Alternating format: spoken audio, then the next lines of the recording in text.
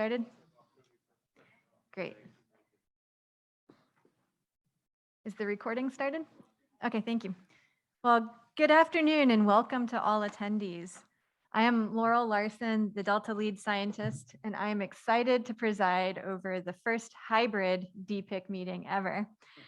It is great to meet many of you in person for the first time. We have a packed agenda in store for us today, and one that I am personally very excited about as science lies at its core. Just a quick scan of the headlines makes it clear why science is so important for guiding policy. If you check the water news over the weekend, you would see that we are likely facing a third consecutive year of La Nina conditions, meaning that drought is likely to persist. You would see news of how the fires that the West is experiencing are divergent from past fire behavior, and how record low reservoir levels are facilitating non-native species invasions. Challenges like these are what our collective was established to address by implementing policy for the Delta that is informed by the best available science. Today, we will address questions about our agencies, about how our agencies can most effectively produce the best available science. We will focus first on science monitoring, and then in the second half, we will feature several topics housed under the umbrella of One Delta, One Science. We're going to jump straight into the agenda today with introductions and updates. When I call on you to introduce yourself, please state your name, affiliation, and provide any updates you might have for this group. So as many of you know, it is unusual for the lead scientist to chair the DPIIC meeting, but our council chair's election occurred after the bulk of planning for this meeting. So our fearless new council chair, Virginia Medueno, will pick up the chairship of this meeting in October. I begin this round of introductions by turning the floor over to Virginia for a few words. And I will say that, Virginia, we are very happy to have you serve in this role and welcome you to DPIIC. Thank you so very much. Appreciate that. And good afternoon to everybody. First, I want to again welcome all of you. Oops, I'm not even on. Thank you. Good afternoon again. And again, it's a pleasure for me to be here with you and welcome all of you to the Delta Plan Interagency Implementation Committee. Wow, that's a mouthful, isn't it? I guess that's why we call it DPIIC. I am looking forward to working and collaborating with all of you and each of your respective agencies. For those of you who may be new, or like myself, could use a reminder or a little debrief as I just received recently on the existence of DPIIC, it is important for us to recognize and again highlight the critical nature of DPIIC as a body that was established by our state legislature when they created the council and is called on to help implement the Delta Reform Act. That means every agency here at the table has a role in implementing, and again, the Delta Plan, making this a very critical venue. I understand that there have been some key milestones accomplished using the leadership around this table, and again, maybe around the virtual table as well.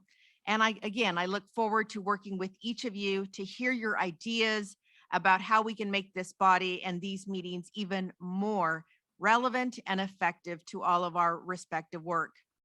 As the newly elected chair for the Delta Stewardship Council and having only been on the board for a year, I hope to better engage and connect with your agencies as we work towards the joint implementation of the Delta Plan and look forward to making sure this venue is as effective and as engaging so that we can better implement the goals of the Delta Plan together. I will now turn it over to our fearless lead scientist, Dr. Laurel Larson, who will lead us and preside over today's meeting, and look forward to, again, helping in that role in October. Thank you. Thank you, Virginia. So to proceed with the introductions, I am going to start with those of you who are here in person, and then we'll go to the virtual attendees. So Michael, please kick us off with the first introduction.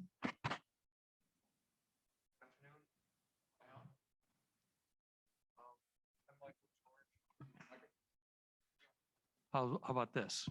Good afternoon. I'm Michael George. I'm the Delta Water Master, and I'm sitting in for Chair Esquivel of the State Water Resource Control Board, who will be on for part of the meeting as well. Great. Thank you, Michael. We'll go next to Nancy Vogel. And please remember, if there are any updates for the group, this is your time to provide them as well. Thank you, Laurel. Nancy Vogel, I'm Deputy Secretary for Water for the California Natural Resources Agency, here on behalf of my boss, the Secretary for Natural Resources, Wade Crowfoot. Couple just very quick updates is that I think since DPIIC last met, is that the Department of Water Resources has kicked off 3 big habitat restoration projects and had celebrations to get those underway: Lookout Slough, Bradmore, and Arnold Slough. And we look forward to the tidal restoration and other kinds of restoration that will unfold with those projects. And just very quickly, I'll mention that the budget that was enacted in late June includes $2.8 billion to continue the investments in water resilience around the state. And 1.5 billion of that remains to be negotiated with the legislature. And folks are underway with that right now. Thank you. Thank you, Nancy. That's fantastic news. We'll go now to Gary Gold. I'm Gary Gold, Deputy Assistant Secretary for Water and Science at the Department of the Interior, and glad to be here to support the Bureau of Reclamation and USGS. That's it. Thank you. Thank you. Ernest Conant. Yeah, Ernest Conant, Regional Director for Reclamation. I don't have any particular updates. Thank you. Mike Chakowski. Good day, everyone. I'm Mike Chakowski. I'm the Bay Delta Science Coordinator for USGS, and I'm here for our Regional Director, Eric Reichart, who could not make it, but will be back in the fall. Thank you, Mike. Don Natoli. Dr. Larson, thank you, and Chair Madueno. I'm Don Natoli. I'm currently serving as chairperson of the Delta Protection Commission, and by virtue of that, serving as a member of the Delta Stewardship Council, and glad to be here with all of you. Thanks. Nice to have you here. We'll go now to people who are online, starting with Campbell Ingram. Hi, good afternoon, everyone. Campbell Ingram, trying to start my camera here. It's good to be here with you all. I'm the Executive Officer of the Delta Conservancy. Just 3 quick updates at our board meeting. Next Wednesday, our board will be considering staff recommendations for 6 Proposition 1 restoration programs and 2 programs that will be funded from our climate access and restoration funds. The other interesting note is that you all probably are aware that we ran a Delta drought response pilot program last year. It was very successful. We were able to enroll about 22,000 acres of land in the program that will save an estimated 20 to 22,000 acre feet of water. And we're currently working with the Delta Water Master's Office and DWR to gear up and be ready to run that program again, likely starting in October, given the severity of the ongoing drought. Thanks, and I look forward to the rest of the meeting. Thank you, Campbell. We'll go next to Ellen Blake. Hi, all. Happy to be here today. Ellen Blake with EPA's water program here in Region 9, and no specific updates for us today. I may need to pop off for a little bit, but Brian Thompson will be here to represent EPA when I'm gone. Thanks. Thank you. We'll go to Katie Landau.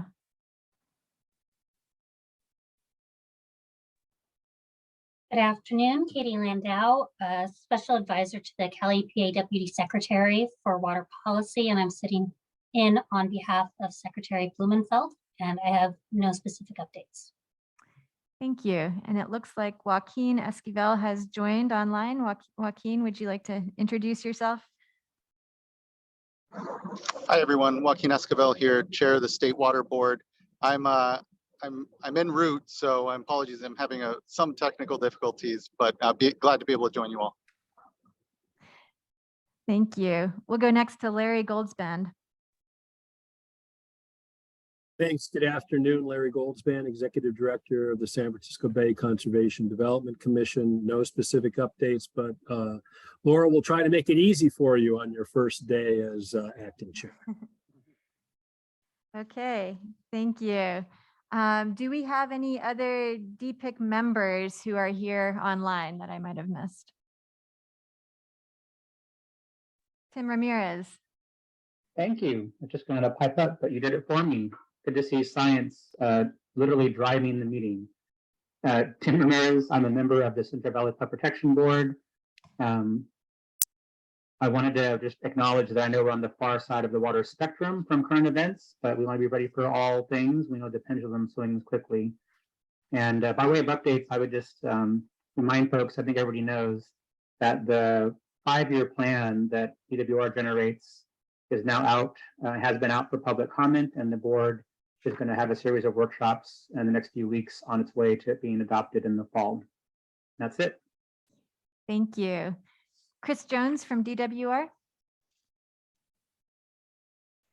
Hey everyone, thank you. So yeah, my name is Chris Jones and I'm sitting in for Director Carla Namath for the Department of Water Resources. I am the Assistant Division Manager for DWR's Division of Integrated Science and Engineering, and I serve as the liaison between the Delta Stewardship Council and the department. And I don't have any updates at this time. Thank you. Thank you. It's nice to see you. And Good I'm to see you told too. that Maria Maranian is here representing the council. Maria, would you introduce yourself, please?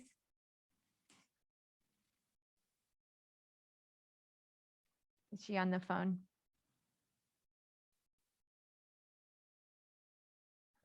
Maria, you can unmute yourself.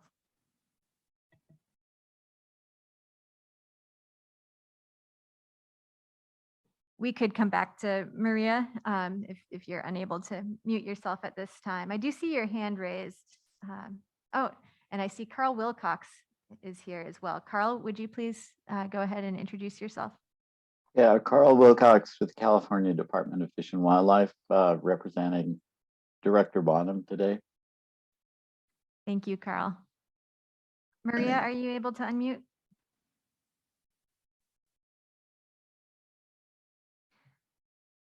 Okay, we will come back to Maria then. If any member of the public is interested in providing public comment today, please provide a blue card to the clerk here in the room or send an email blue card to the clerk at engage@deltacouncil.ca.gov if you wish to speak virtually. Be sure to note your name and the agenda item that you wish to speak on. When called, the clerk will unmute you, and please be courteous during this process. Now, before we go on to the next agenda item, I'd like to ask if there are any comments on the summary of the March 22 DPIIC meeting or any objections that we need to approve. I don't see any hands or any motions to object. So with that, I will assume that the comments, I will assume that the summary of the March 2022 DPIIC meeting is approved and can be posted. So now we're going to move on to our first agenda item, which is reimagining the Delta monitoring enterprise. Monitoring is the foundation of a healthy science program for any estuary. Monitoring allows us to look to the past to document how species have changed in abundance alongside other changes in the physical environment. It grounds us in the present to help us meet real-time regulatory objectives and make operational decisions that are conditional on current conditions. It also lays a foundation for forecasting the future, particularly when past monitoring is sufficiently robust to help us understand how biotic and abiotic drivers are related to behaviors and outcomes of interest, enabling us to take projected climate conditions and translate them into projected biotic or water quality conditions. Monitoring in the Delta has a deep history. Some water quality monitoring records, such as records of salinity, date back to the 1800s, when barges from sugar refineries in Crockett needed to travel upriver to collect sufficiently fresh water and kept meticulous records of how far they were when the water met that standard.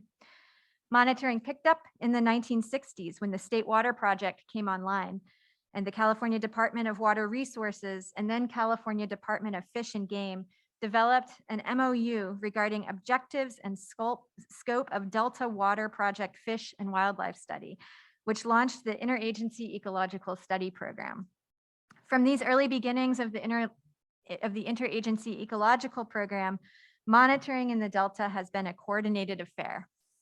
In 1970, 2 additional agencies, the U.S. Bureau of Reclamation and the U.S. Bureau of Sport, Fisheries and Wildlife, now U.S. Fish and Wildlife Service, signed a new memorandum of agreement to provide for the performance of studies necessary to obtain a thorough understanding of the requirements of fish and wildlife resources.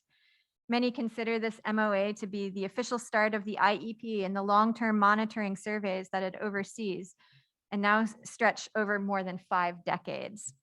Since that time, the memorandum has been amended 9 more times and now extends to 9 different agencies. Admittedly, the scope of monitoring and monitoring needs for the Delta are much broader than that performed by the Interagency Ecological Program. But I think this vignette is a great one to frame our thinking today because it emphasizes the longstanding importance of coordination to the monitoring enterprise in this estuary. That coordination is going to be pivotal as we determine how best to approach the rapidly changing needs for monitoring that we face as a result of climate change and potential major changes in management associated with policy changes like the Delta Plan Ecosystem Amendment that was just passed and its emphasis on functional flows, the voluntary agreements, and the Delta Conveyance Plan. More frequently occurring harmful algal blooms events and new species invasions like ribbonweed underscore the need for coordinated monitoring that is adaptable to constant change. This need was also highlighted in the 2019 Rapid Change memo that the Independent Science Board provided to DPIIC. A critical part of making monitoring programs adaptable is having a mechanism to assess their performance in a transparent manner and identify areas where they are effectively meeting their objectives and areas of gaps. Today, we will hear from 3 groups that have been performing monitoring program reviews at different scales. First, we will hear from the Independent Science Board, whose monitoring enterprise review, released in March 2022, evaluates all monitoring programs in the Delta. Then we will zoom in slightly in scale and hear from the Collaborative Science and Adaptive Management Program, whose Collaborative Adaptive Management team has been conducting a 3-part study of 6 monitoring reviews, also called a review of reviews. Last, we will zoom in even further and hear from the 6 agencies conducting a review of the 5 pelagic fish surveys responsive to operation of the water projects and associated biological opinions. The timing is apt because all 3 of these reviews are at the point of discussing next steps and how we might begin to implement recommendations. This is a critical time for DPIIC to be involved, and DPIIC's involvement is an expectation. For example, Action 23.2 of the Governor's Water Resilience Portfolio calls for improving Delta monitoring efforts based on the Delta Independent Science Board's recommendations. How DPIIC should be involved will be a topic of discussion after the 3 presentations we will hear. So I encourage you to keep this in mind as the panelists present. Now, without further ado, I'm going to introduce our group of panelists. We will first hear from Dr. Steve Brandt, Dr. Virginia Dale, and Dr. Joe Fernando from the Delta Independent Science Board, who will be presenting on the ISB's Monitoring Enterprise Review. Second, we will hear from Bruce DiGennaro, representing the Collaborative Science and Adaptive Management Program. And then last but not least, we will hear from Dr. Carl Wilcox from the California Department of Fish and Wildlife. So I will now turn it over to Steve Brandt, who will present on the ISB's Monitoring Enterprise Review. Okay, thanks, Laurel, and thanks DPIIC for the invitation to present our results here from our review of the monitoring enterprise.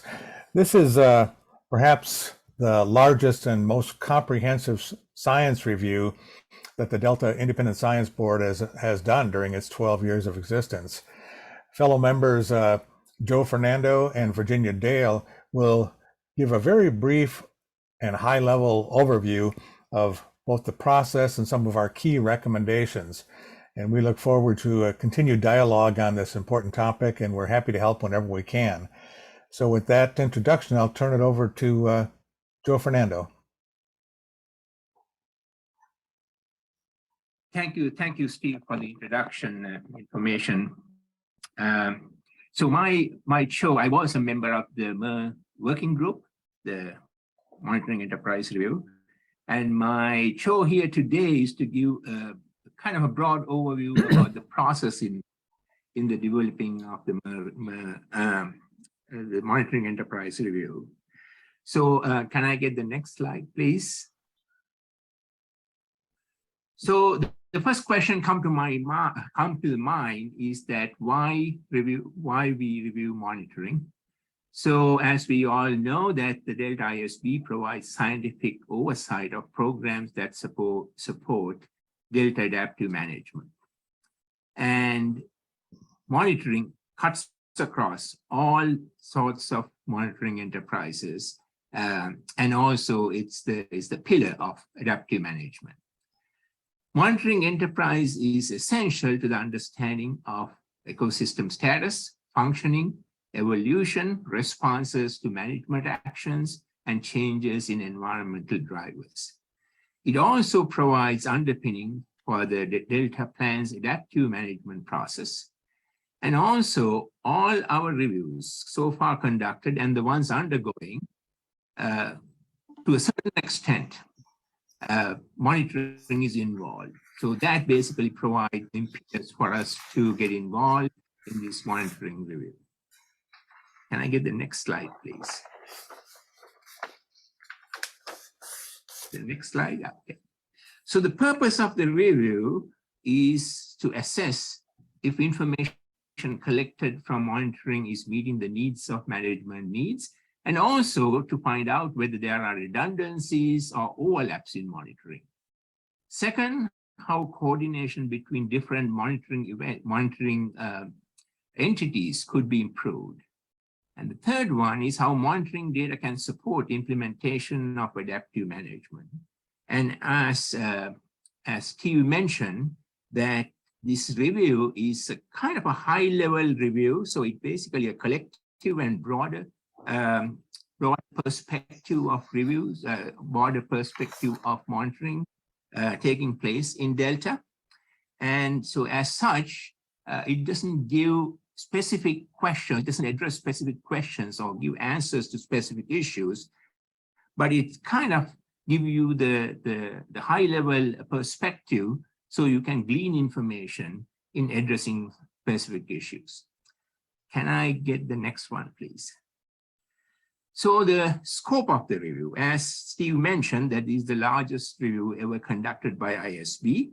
It has two components. The component one is the inventory, monitoring inventory of all monitoring activities, physical, chemical, biological, geological, and social sciences in the Delta and Suisun Marsh. And that was a tedious process. It took about 15 months, and it was assigned to a contractor to do this tedious task. The contractors were ESSA Technologies and their partners, CBEC Engineering and Pax Environmental, and they submitted a 326-page, very comprehensive three-part report. Component 2 is our Delta ISB review, which infuses knowledge from the ISB and also the expertise from the Delta science community. And it was done in a management context and also look at monitoring the strengths and challenges of monitoring enterprise, as well as it had recommendations. The next one, please. So the approach was to identify gaps, level of coordination between different monitoring entities, data accessibility, data quality, and opportunities to increase efficiencies. And also assess challenges, needs, and perceptions to inform recommendations by considering a very comprehensive literature review through seminars and panel discussions, a workshop, questionnaire, interviews, and public comments. Next one, please. So this is the process, or I would say key milestones involved. In 2017, the process started with the prospectors and got a lot of input from the community and the stakeholders and public. And you can see that several of these boxes are highlighted with that aqua color. just to show that these are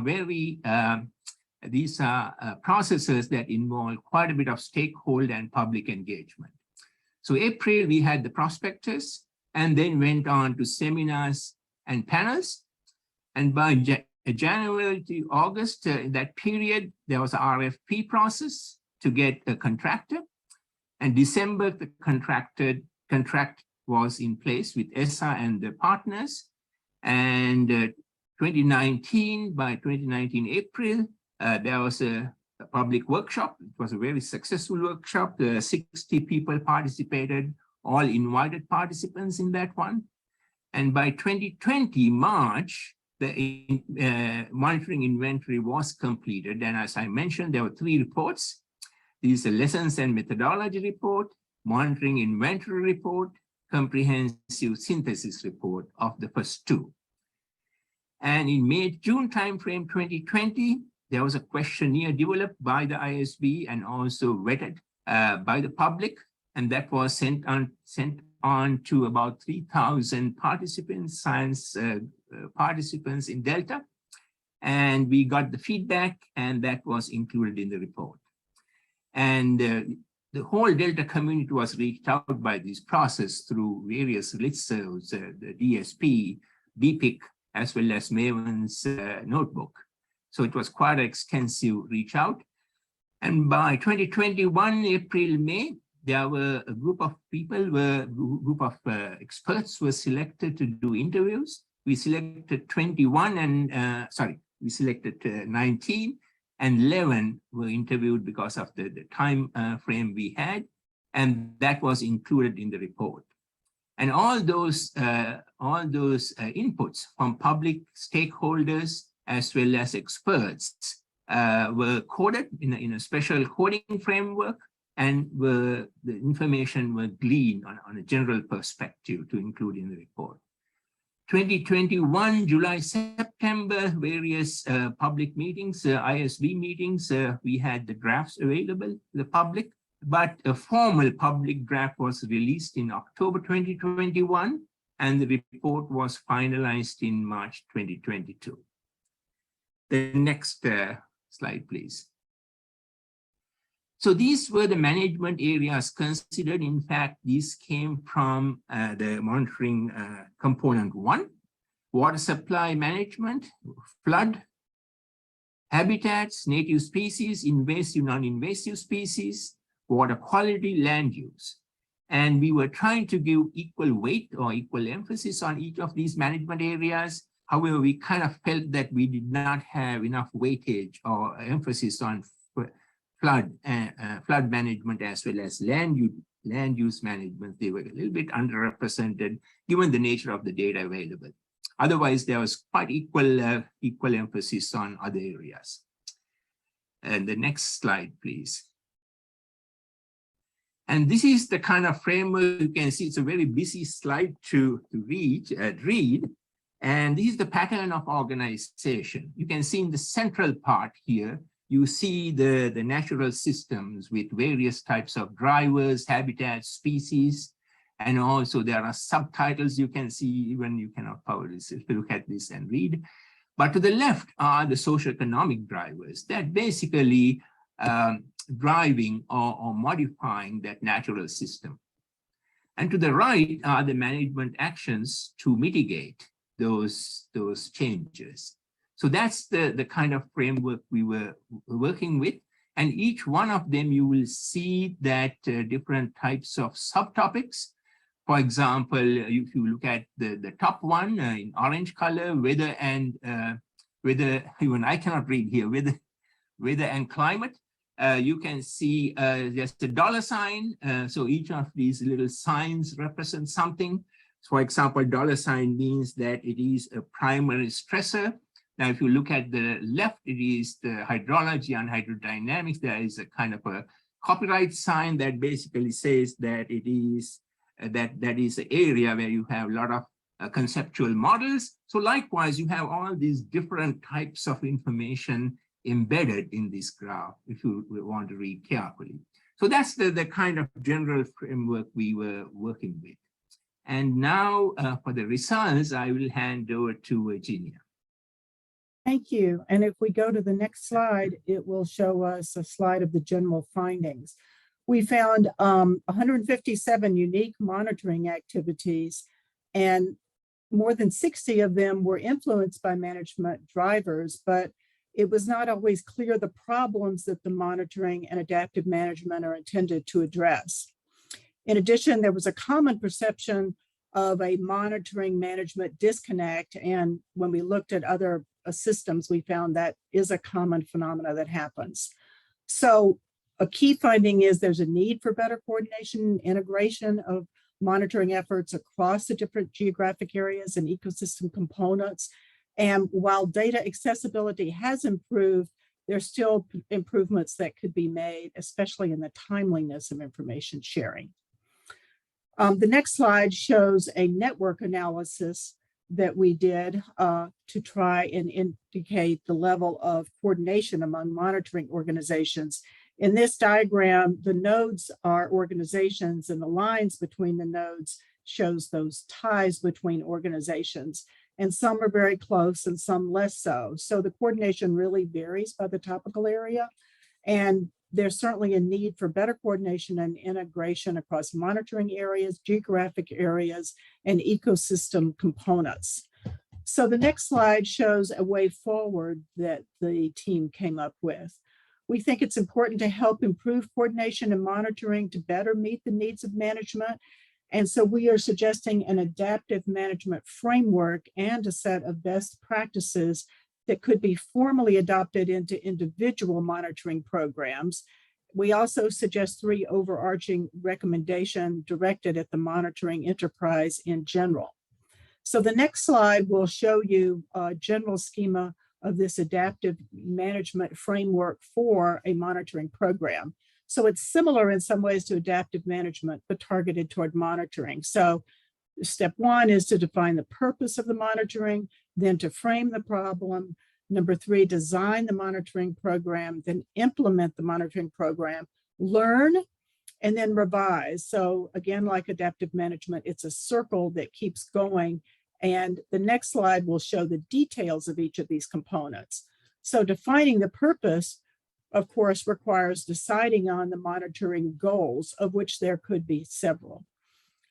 Framing the problem means that we need to define the problem and questions, state the hypothesis and objectives, sketch a conceptual model and adaptive management needs, and set the spatial and temporal, as well as management and legal boundaries. Number 3, in designing the monitoring program, we will translate that conceptual model into a quantitative form and determine what to measure, how, when, where, identifying the sampling protocol, and then formalize and review that protocol. Then number 4, implement the monitoring program, which includes collecting and managing the data as well as analyzing and disseminating that information. Number 5 is learning, so comparing the results to hypotheses, identifying gaps and uncertainties, and receiving input from our stakeholders. And number 6, going back and revising the monitoring program based on what has been learned. Now, best practices are shown in the next slide in the center of this diagram. And these are to formally tie monitoring to questions, goals, and objectives, to be informed by stakeholders' needs and capabilities and include alternative forms of data and knowledge, to adapt as new information and technology becomes available, to include data management, analysis, and synthesis as a part of the monitoring protocol, and to ensure that those data are accessible.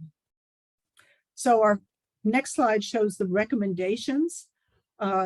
These are not in any particular order. Number A is to develop management informed priorities, science needs, and questions. So brainstorming with the stakeholders and organizations to develop and synthesize priority science and management needs and questions, and then report on those.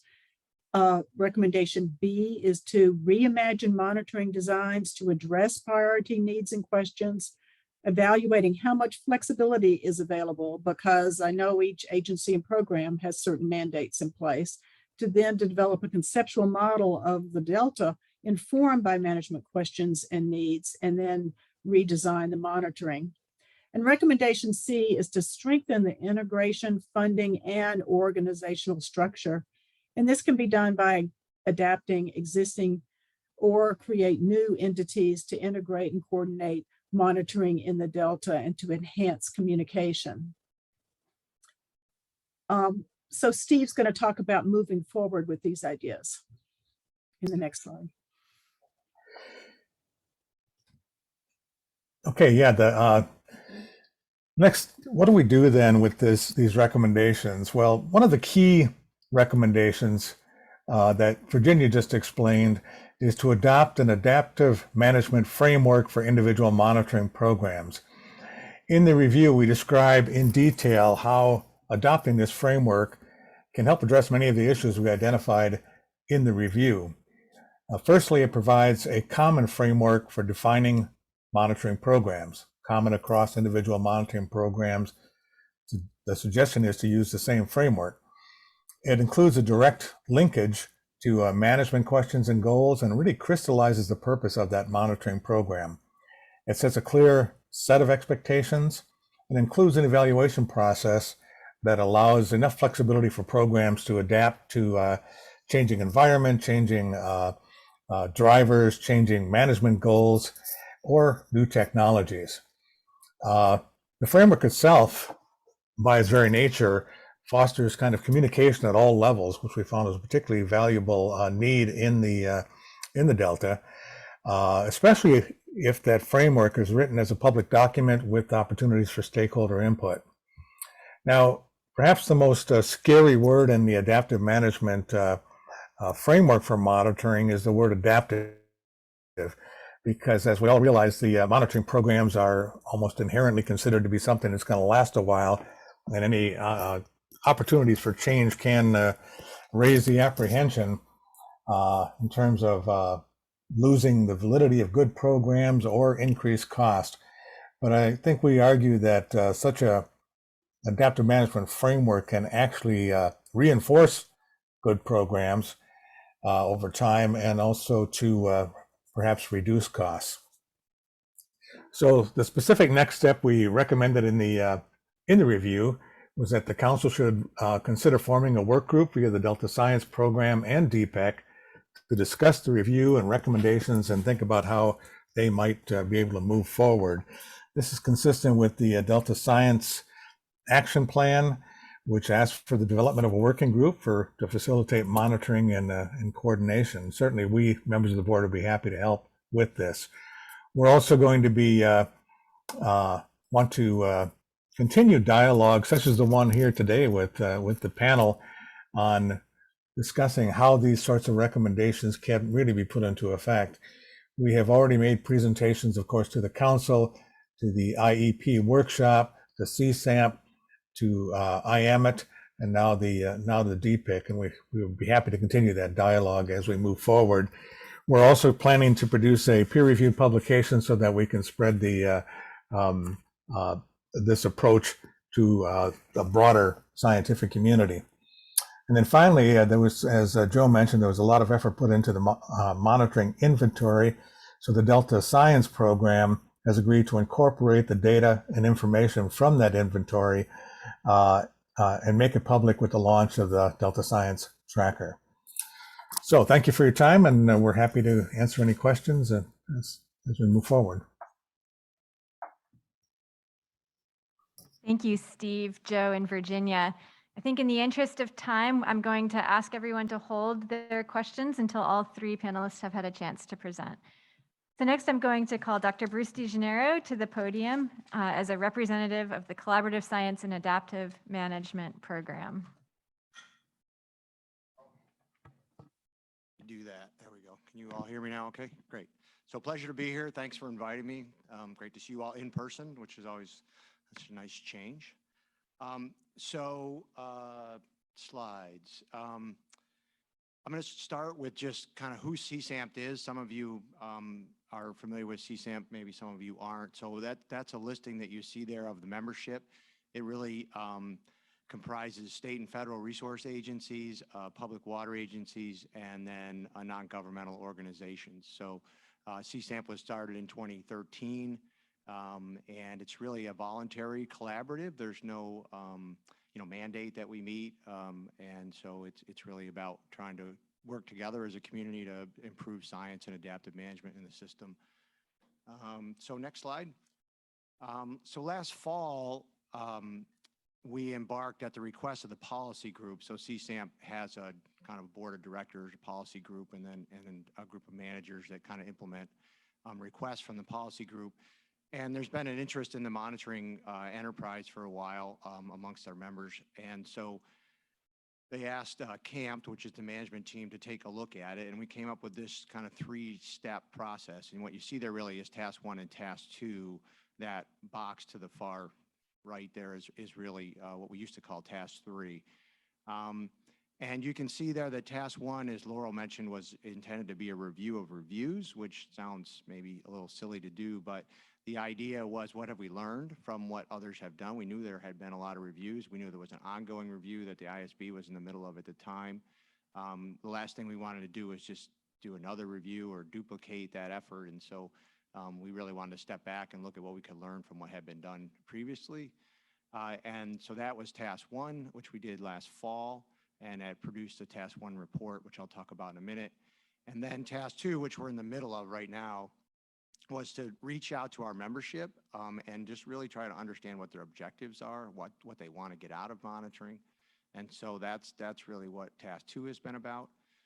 This diagram is intended to show that we're really trying not to work in isolation. So you see all those other bars underneath, including the ISB monitoring enterprise review that Steve and others just talked about, and the 6-agency redesign that Carl will talk about in a minute. And so we're really trying to incorporate the input from those into our efforts, and then ultimately, work together with all of you and everybody else in the community to figure out what's in that, kind of gray box to the right, and how do we go forward together.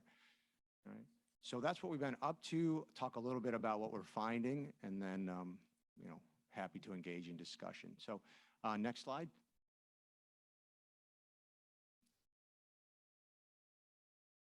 So task 1, as I mentioned, is really about what has come before us. We did not do a comprehensive review. We're nowhere near as comprehensive as what the ISB has done by any means. Again, we didn't want to replicate that.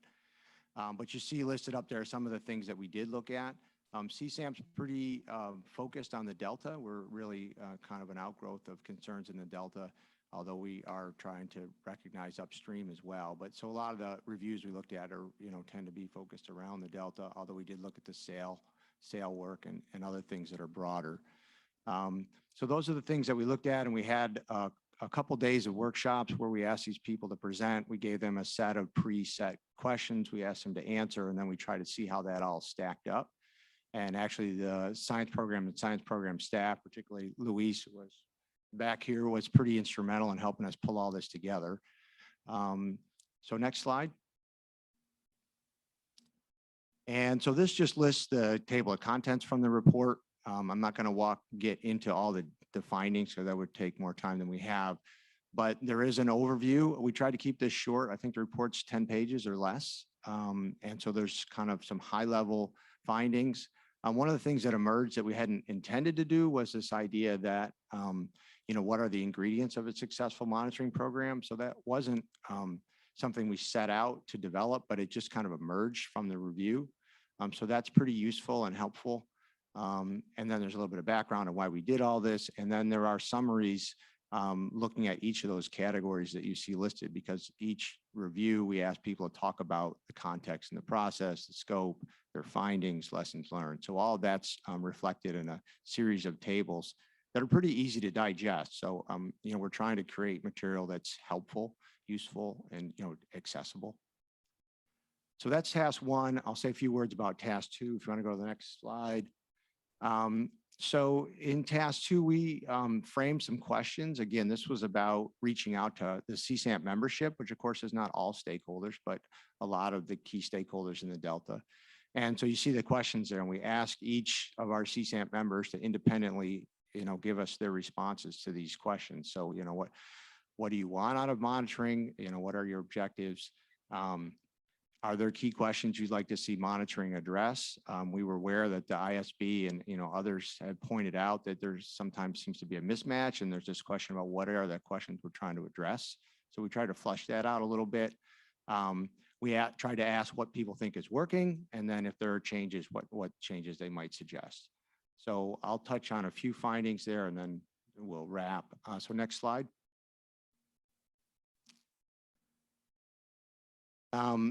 I didn't mention, so it was a two-part, we did a policy group workshop, and then we did a questionnaire. So our data comes from kind of two streams. So these are outcomes from the policy group workshop. Again, we wanted to really try to find out, from more of an executive manager level, what was important. And then we also wanted to get a little bit finer scale. So you see the things that have emerged from the workshop, which we did back in March.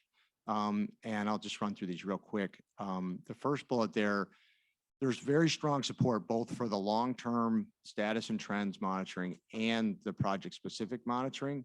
And I want to be careful not to draw too much of a dichotomy between those two, because you need the long-term to support the project-specific, obviously. So, but I think one of the things we found is in this dialogue is that everybody recognizes, or at least our membership recognizes, we need both. Right? It's not one or the other. We're not trying to say, one's more important than the other. We recognize the need for both of those. The second bullet gets to some issues that emerged from the policy group discussion about funding and resources. And the first bullet just asks a question about, is the funding that's going into our monitoring program equitable? And Mario is going to talk about the cross-cut budget, and you'll see kind of this, how things are funded. But so that's kind of a live discussion that we're having now within CSAMP. We're not trying to get into, who should pay for what, but just kind of point out at how things are being funded and ask the question of, who's benefiting from that? What are we learning from that? Are there other ways to fund some of these efforts and dedicate resources? It's not just money. Which goes to the second sub-bullet there about this kind of question of, do we have sufficient resources to support some of these management decisions that we're trying to make? So that's all related to the kind of funding. And are we putting the right kind of balance into, what we've characterized as kind of three buckets of funding: the long-term, the real-time, near-term information that's oftentimes related to compliance monitoring, and then the project effectiveness monitoring. So just, what's the right balance? And so that's a question. And then that fourth sub-bullet, thinking about dedicating resources, as some of the ISB members just pointed out, making sure that we have resources that are dedicated to analysis and synthesis and then dissemination.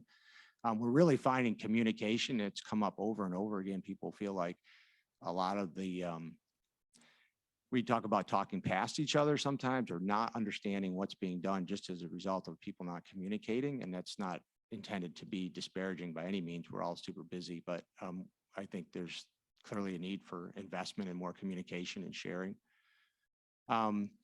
Which is that third main bullet there. There's some of the comments that we received really talked about some more engagement between the managers and the scientists, and making sure that what we're doing on the kind of research and monitoring front is aligned with what the managers need to make decisions, and vice versa, and to make sure that, what the scientists need, that the managers are aware of that. So it goes both ways. And then the last bullet, as was pointed out earlier, we're in a rapidly changing situation, and we just need to be cognizant of that and not fall into, just status quo all the time. All right, a couple more findings. This was from the questionnaire where we asked folks to submit written responses, and you'll see some commonality between what we heard at the workshop. So all the CSAMP members do share common objectives, and you see those three buckets I mentioned earlier. I mean, everybody's very supportive and recognizes the need for all of these. No one's suggesting that we need only one, or that one should be prioritized over another. And with that number two there, everybody recognizes the value of the information that's being provided by these various different monitoring programs. But we also recognize that there are some gaps and maybe some opportunities to improve, both in terms of accuracy and utility of the data. And then the last thing there is this just recognition that as we continue to try to take on more adaptive management projects, more project-specific types of activities, that we might need additional supplemental resources to be able to monitor those specific activities and assess their effectiveness. I should say that all of this is still in process. I probably should have stamped this as preliminary. We haven't produced a task 2 report yet. We have a draft, but CSAMP's in the process of kind of developing these. So these could change a little bit, but I don't expect a lot of new things to emerge. So that's what I had for you, and happy to take questions after Carl talks. So thanks again, appreciate it. Thank you so much, Bruce. We'll move on to Dr. Carl Wilcox with the California Department of Fish and Wildlife, who is representing the 5 survey review.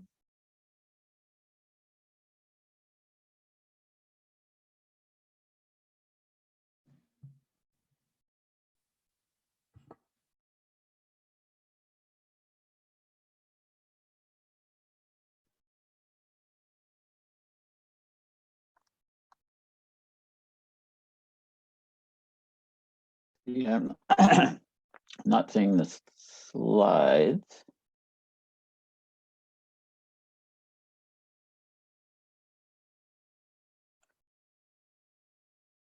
I think we're working on it, Carl. Okay.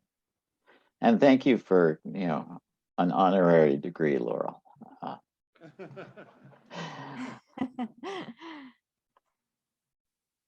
It means a lot coming from Laurel Larson University. It does, yeah. Thank you. I'm Carl Wilcox with the California Department of Fish and Wildlife. I've been involved with IEP management and monitoring and adaptive management issues in the CSAMP process for the last 15 years or so. And I'm here to talk to you about the evaluation and analysis of the 5 long-term biological monitoring studies that the Department of Fish and Wildlife does as part of the Interagency Ecological Program. The review came out of initial discussions between the department and the Bureau of Reclamation as part of our funding agreement discussions and their desire to see a more timely review of monitoring activities.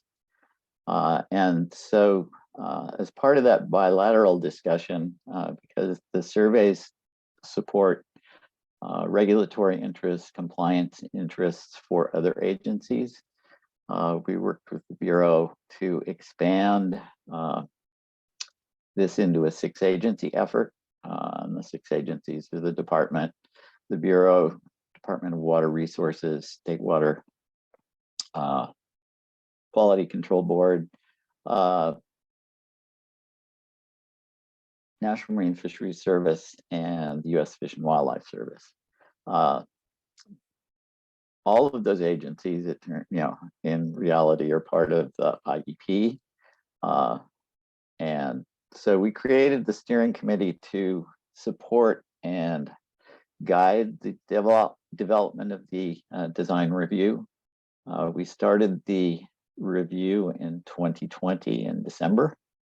And to some degree, it built on the work that had been done by the IEP long-term monitoring review program that was started in 2019, that was intended to look at all of the monitoring programs over time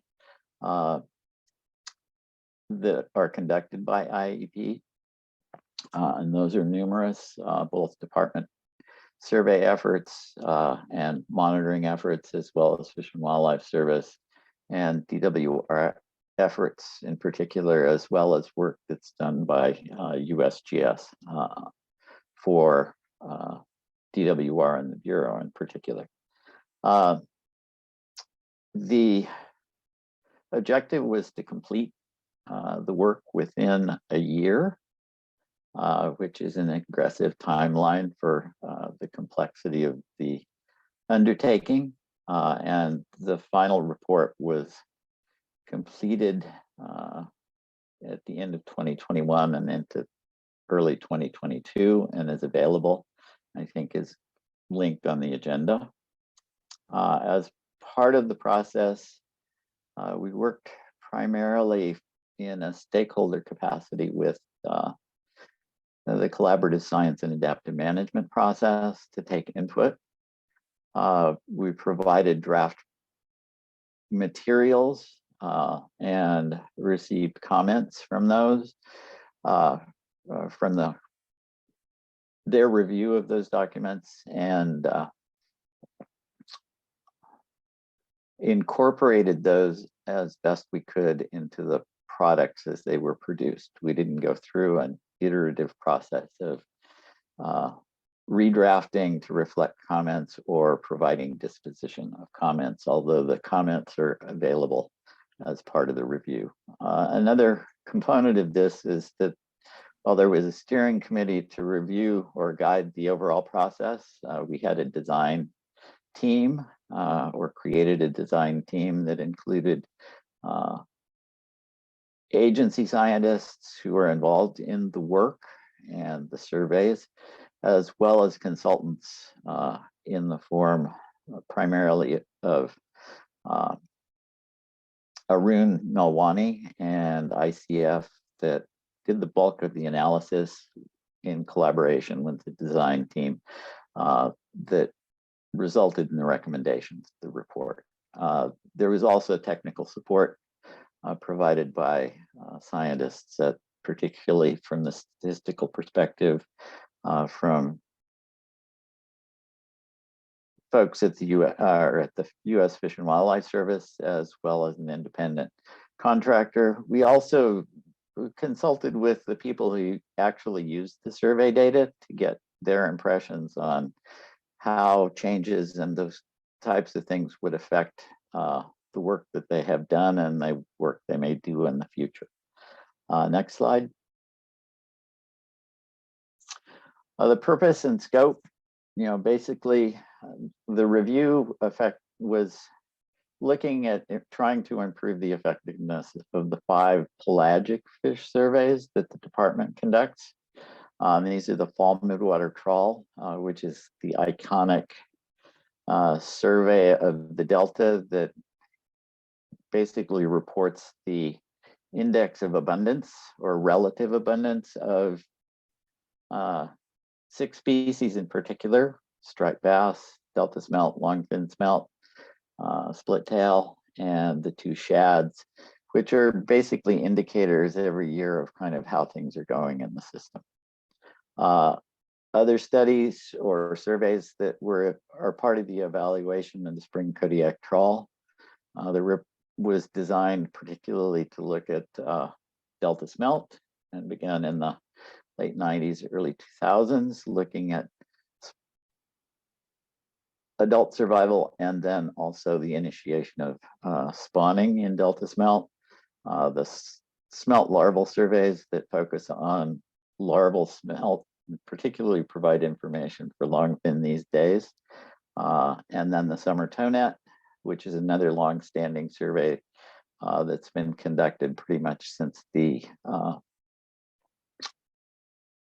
beginning of the IEP program, as Laurel described, back into the 60s, and then the 20 millimeter survey, which is a more recent survey that focused on larval fish that get to 20 millimeters and above. Some of these surveys are used for long-term trend analysis, and some, particularly the smelt larval survey, 20 millimeter, and spring Kodiak trawl to a degree, are used for or have been used for real-time decision-making and operational decisions. Fundamental objectives were to provide data to support management decisions and tended to promote a healthy estuarine ecosystem, improve understanding of drivers of ecosystem change, and provide data and analysis to support management decisions intended to obtain a reasonable balance between fish and wildlife, water supply, and assure compliance with applicable laws. Many of these surveys are required as opposed to as part of authorizations, either for operations of for operations of the state and federal projects. Next slide. Specific objectives were to assess the long-term status and trends of the ecosystem and patterns of fish and zooplankton assemblages in the Delta. We didn't get to the zooplankton assemblage portion of it. So the work has focused on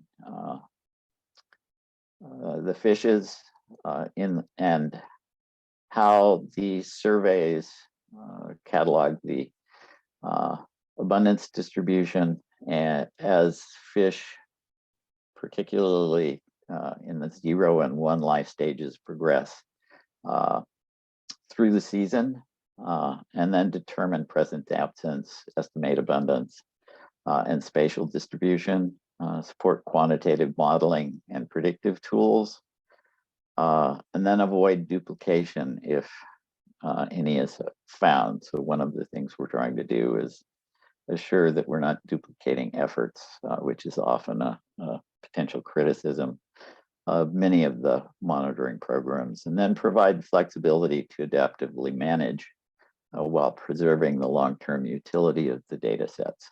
And I think that was highlighted by the ISB review. Next. This is, again, a nice chart that shows kind of the progression. It's pretty busy. The main things are to focus on are the 4 tasks that were undertaken. The first one, looking at spatial and temporal representativeness of this surveys, and then taxonomic representativeness. And then there's an issue around stratified sampling and whether or not all of these surveys use fixed stations. The fixed stations don't necessarily overlap between surveys in spatial distribution. And they don't necessarily provide the ability to provide a high level of accuracy or quantify uncertainty associated with their estimates of abundance, and also results in differences in distributional information, particularly the real-time surveys focus primarily on the Delta and trying to indicate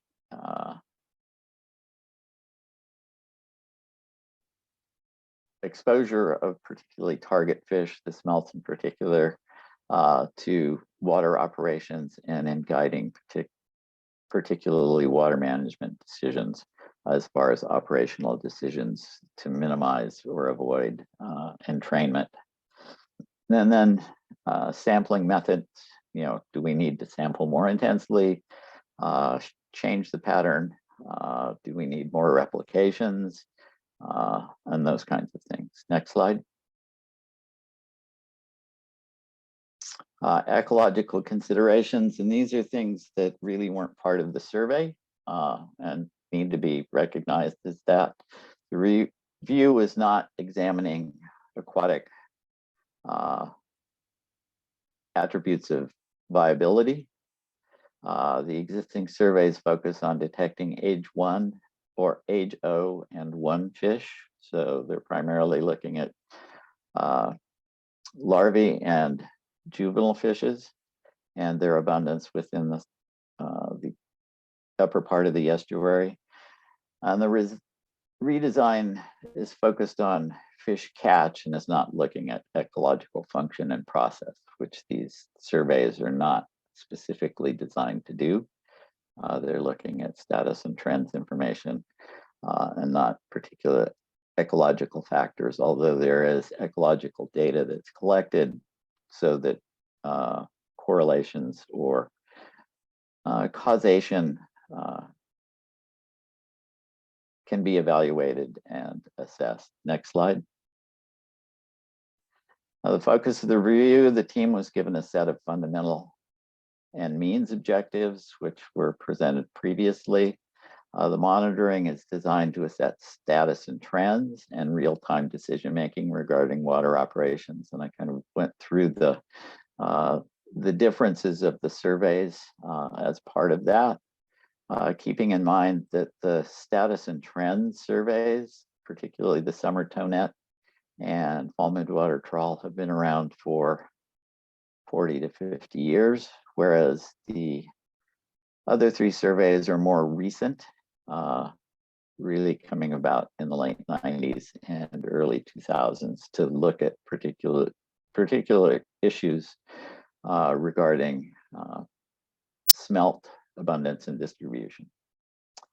The review looked at how effective the existing surveys are at tracking fish status and trends, including spatial and temporal representativeness, taxonomic representativeness, relative catch efficiencies, and abundance estimation. Next slide.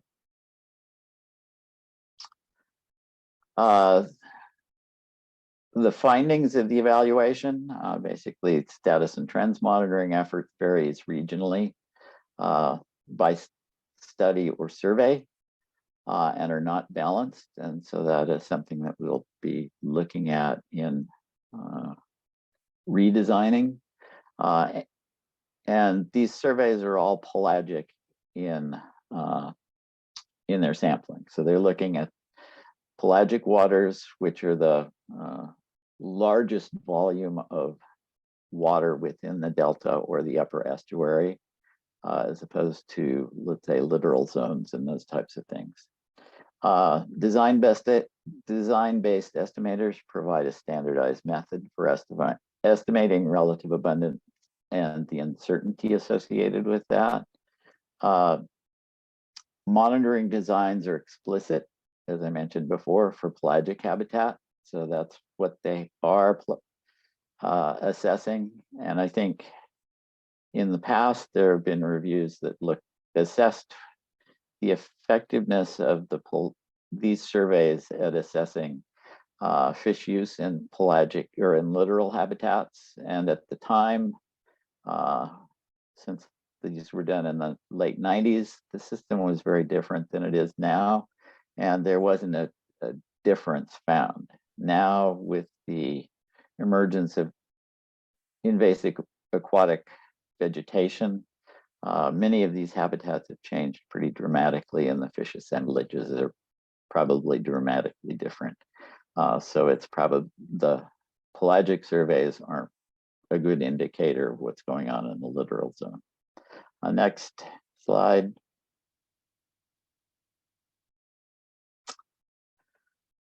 All of the studies sampled a subset of species as a function of the catchability and efficiency of the gears. So, there's an ongoing effort to look at gear efficiencies and how well we are catching particular species and or as opposed to others, and how well that information can be used to understand how fish are doing throughout the season or throughout their life cycle. All of the studies have overlapping spatial sampling to inform understanding of species distributions, and data gaps exist in gear catchability in areas and seasons where they're deployed consecutively or concurrently. So most of the surveys have some degree of overlap. The main area that doesn't occur in is between the summer townet and the fall midwater trawl. Next slide.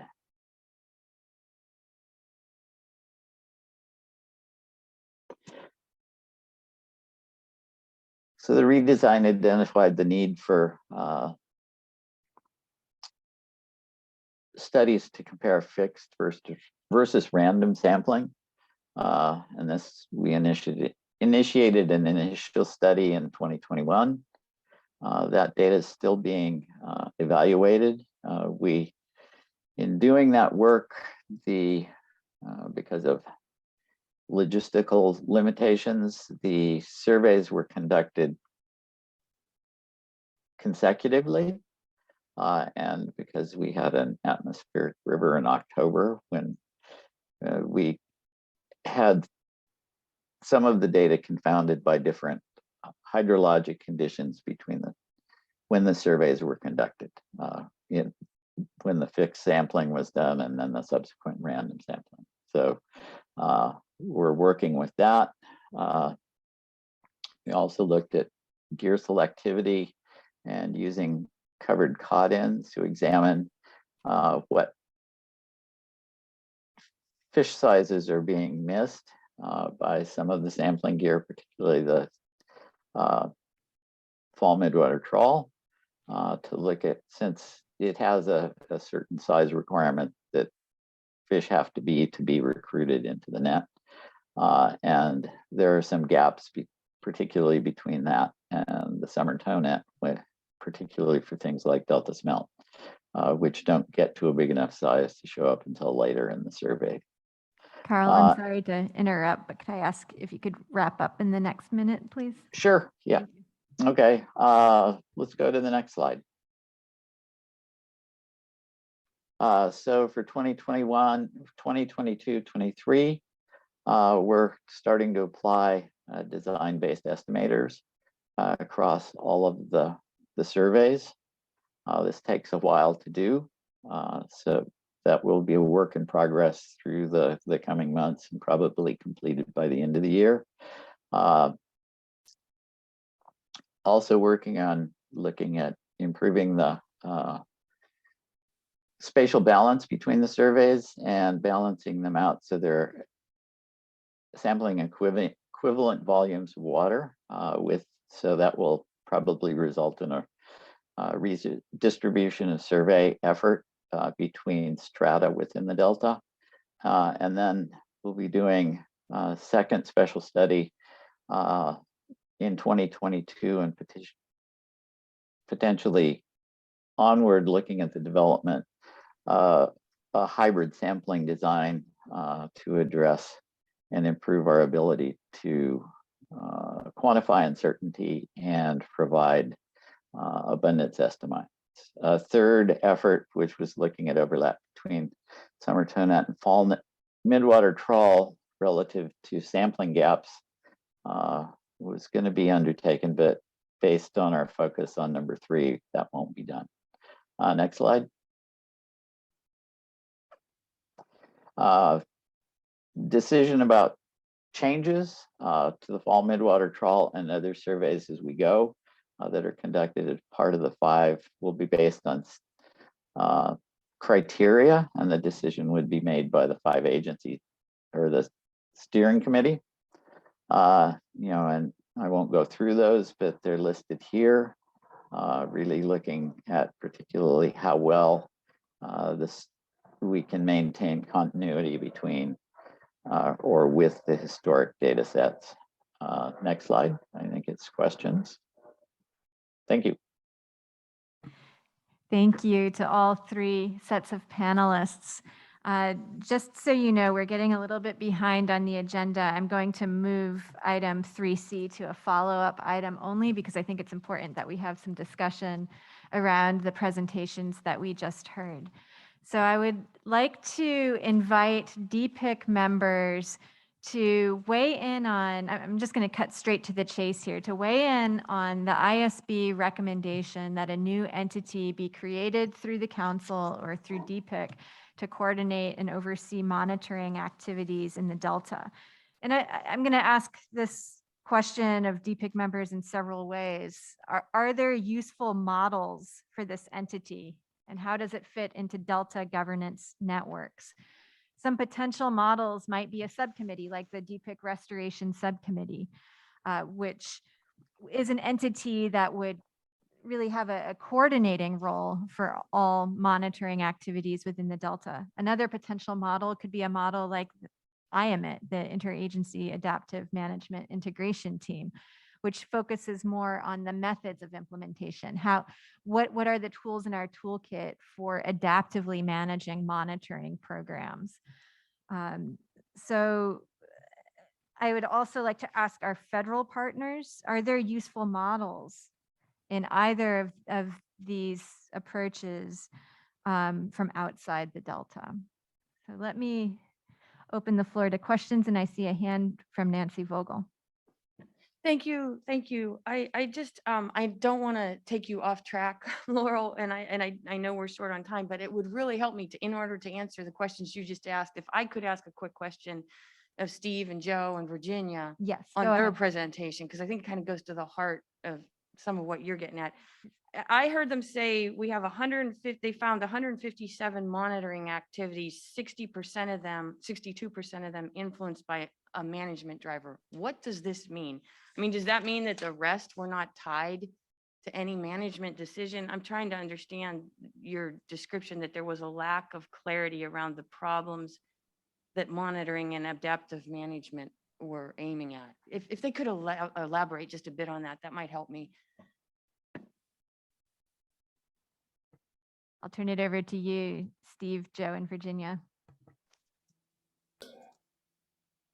Let me start, and then Joe can correct me. I believe that was self-identified in terms of during the inventory process. One of the questions was asked is your monitoring program driven by a management requirement? And some were and some weren't. That's that's the way it was actually was couched, and also the response was that percentage, 67%. So in other words, there was a management requirement for about 60% of the activities that you inventoried, and the rest were what? Driven by what? It can be a regulatory, in some sense, regulatory purposes, or where is specific scientific purposes. So different types of monitoring enterprises were identified, and then you ask that question from the questionnaire from the community, and that basically identified. So the community identified that 67% of their monitoring activities they are aware of were directly driven by the management questions. And I can add, Nancy, you've hit on an important point, because when they're not addressing management questions and maybe just required that information be collected, flexibility is going to be challenging. And so that's one thing that this work group might do, is pursue to the extent that flexibility in monitoring can be achieved given requirements of certain regulations and agencies. Thank you. Thank you. Any follow-up, Nancy?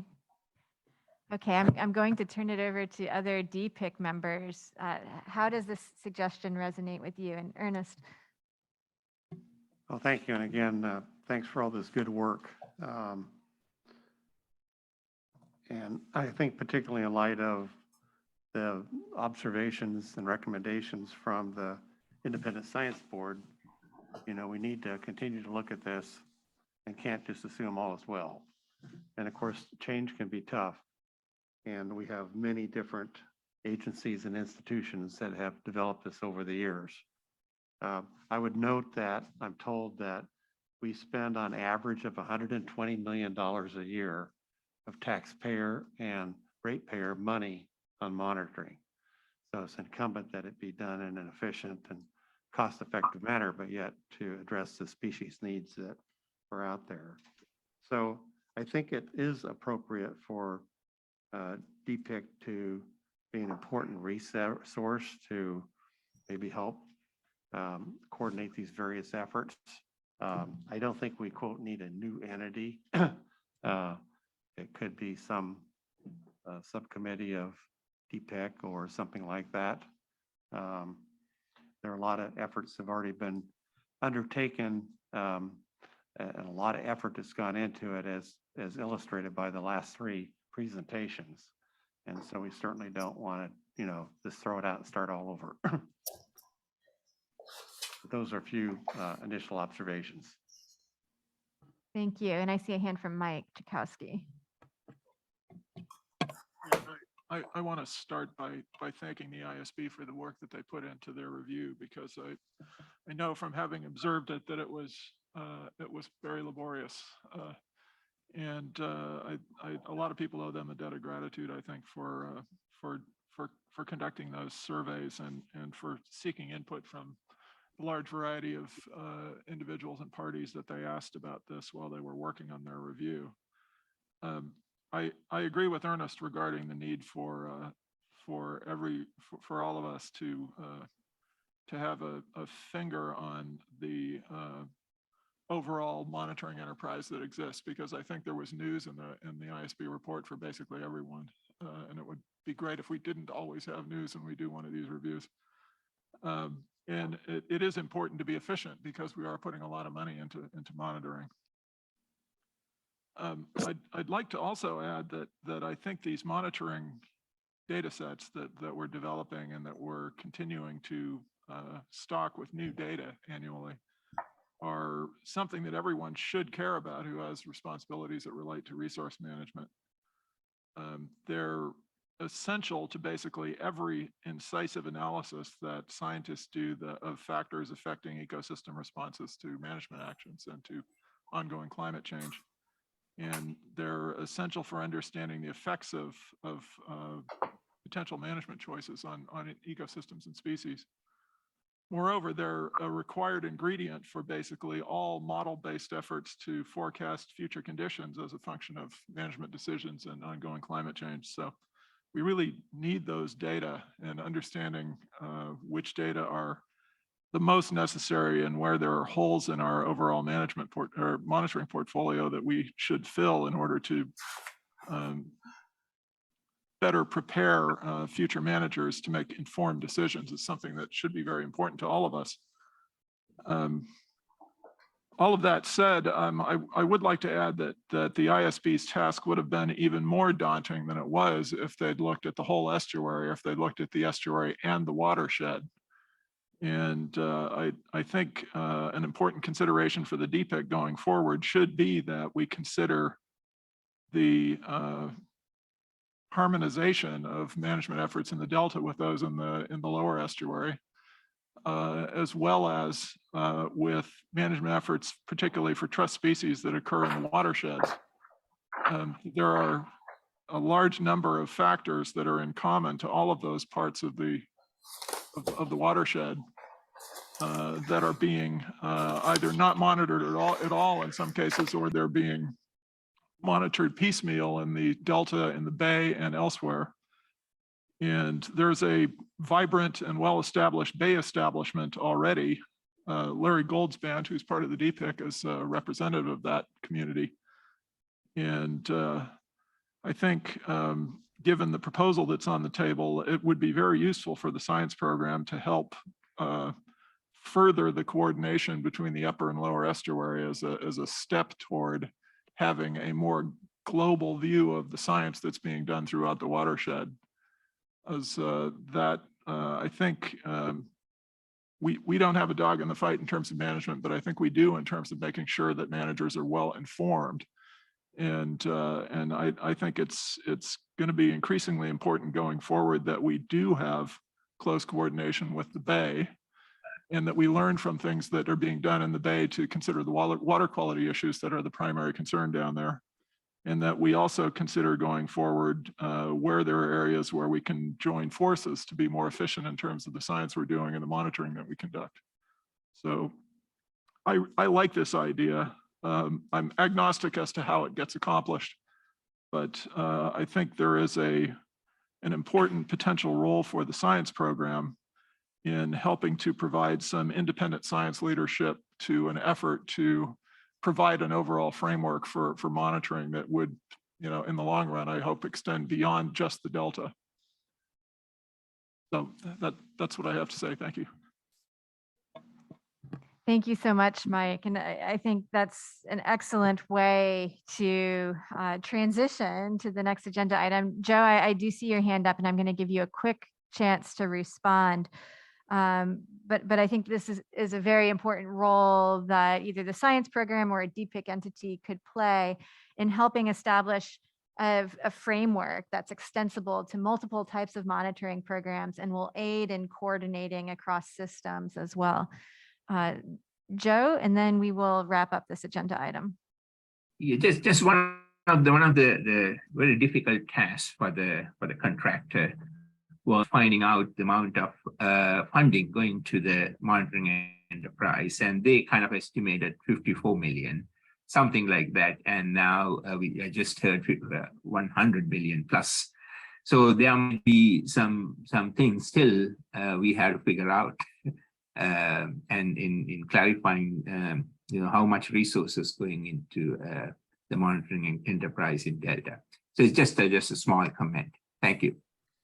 Thank you. And thank you to all panelists. We do have public comment on this item, so we'll move to public comment.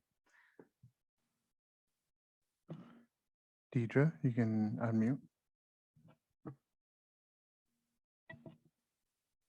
Yes, Deirdre Desjardins with California Water Research.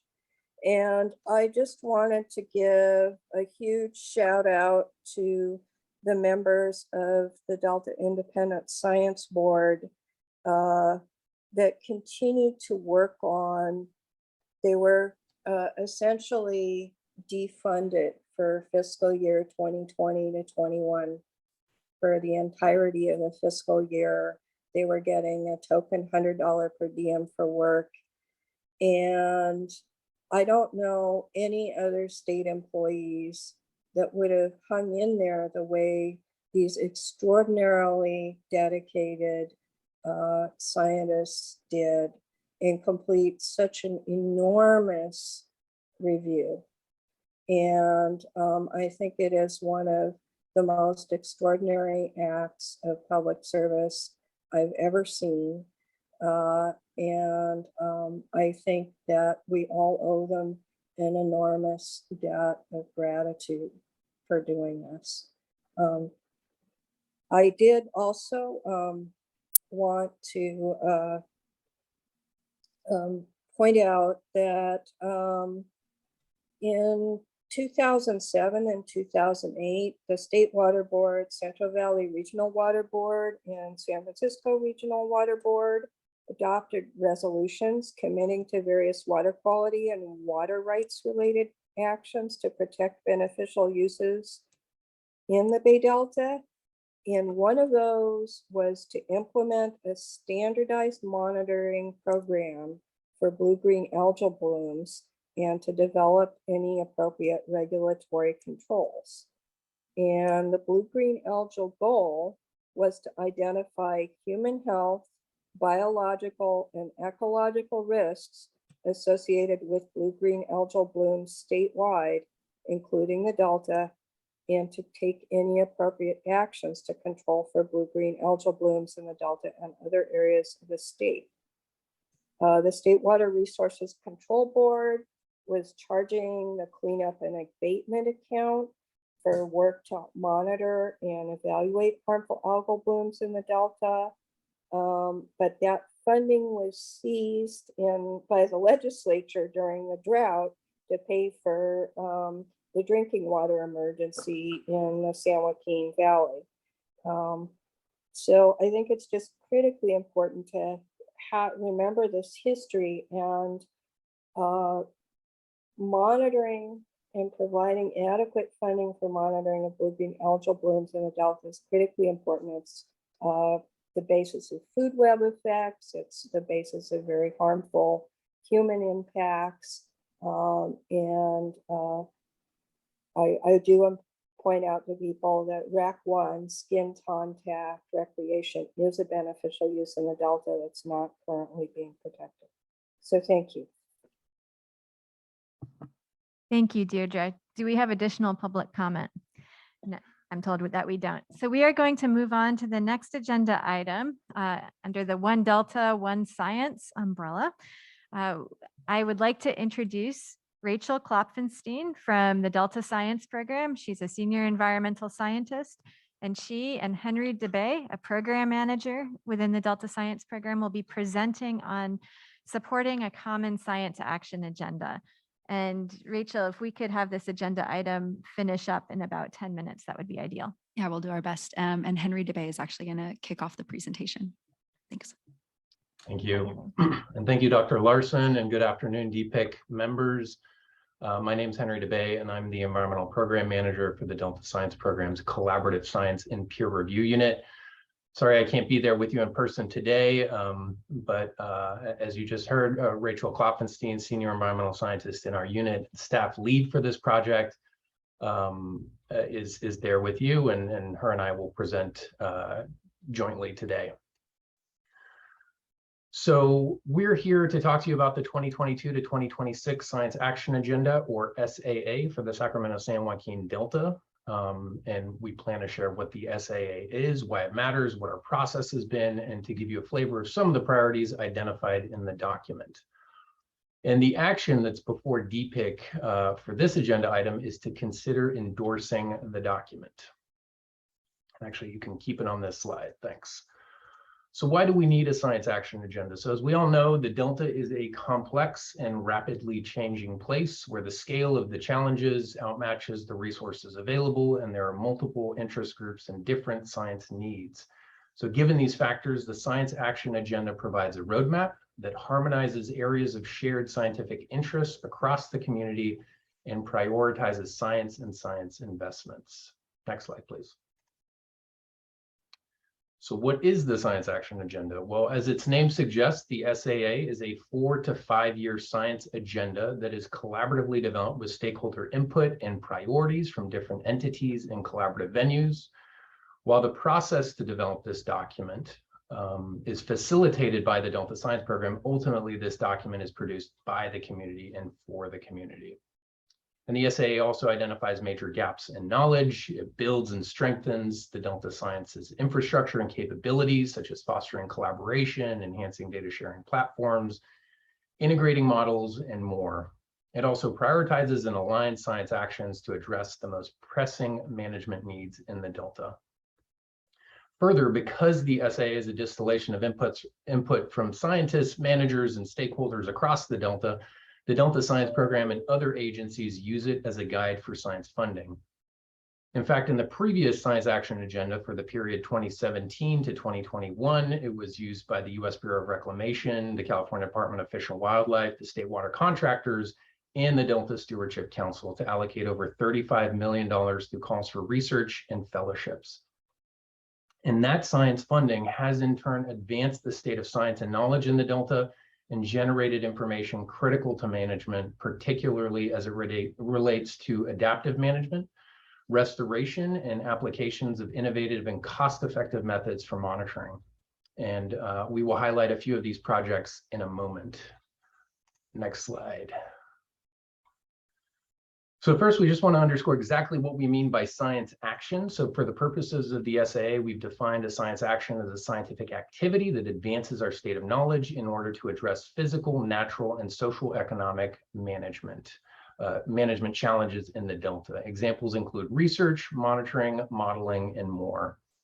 And broadly speaking, these scientific activities can be organized into two categories: those that generate new information, knowledge, or tools, and those that enhance how we use information or tools that we already have. So an example science action for the first category is new foundational research on human communities in the Delta, an area in which much progress and new data and knowledge is needed. An example science action for the second category is one that helps to integrate existing but disparate hydrological and ecological models to provide new insights and information. So next slide, please.